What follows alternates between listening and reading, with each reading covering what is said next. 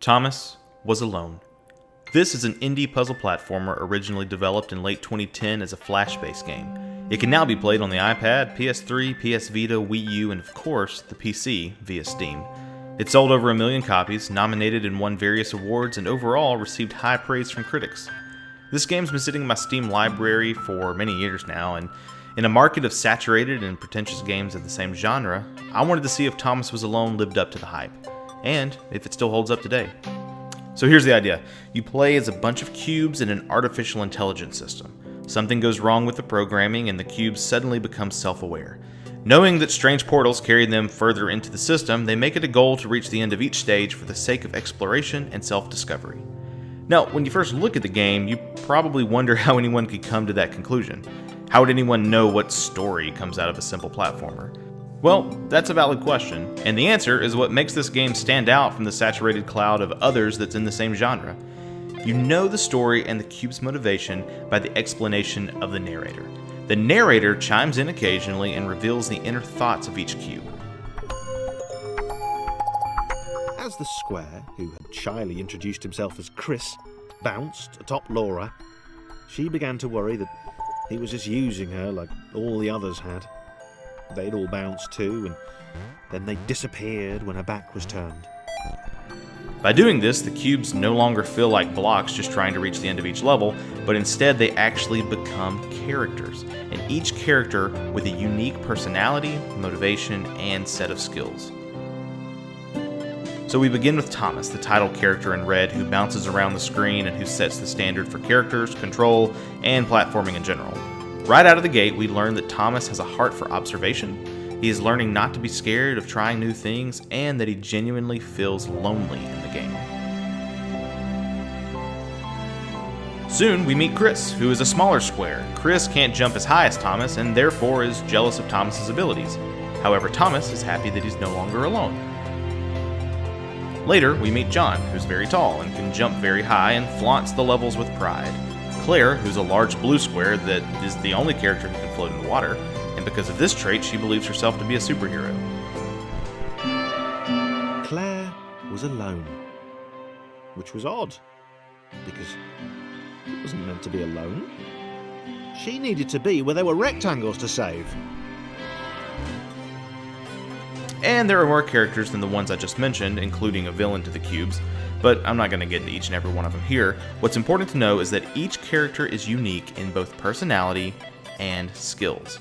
Mixing around each character for different levels creates a delightful playground for both puzzles and for storytelling.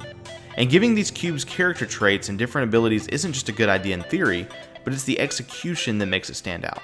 You only know of their thoughts because of the excellent third-person narration that's happening in each level. So you begin to feel for them, you know their motivations, and you celebrate with them when each puzzle is solved. Chris? Miss Thomas? Wow. Did not see that coming. It's like my brain is working both halves at once. One side is trying to be logical and solve each puzzle as quickly as possible, while the other side is trying to savor each moment and learn more about each and every character. They were doing really well. Claire hoped she could get them all across. John was fully aware he could do this alone.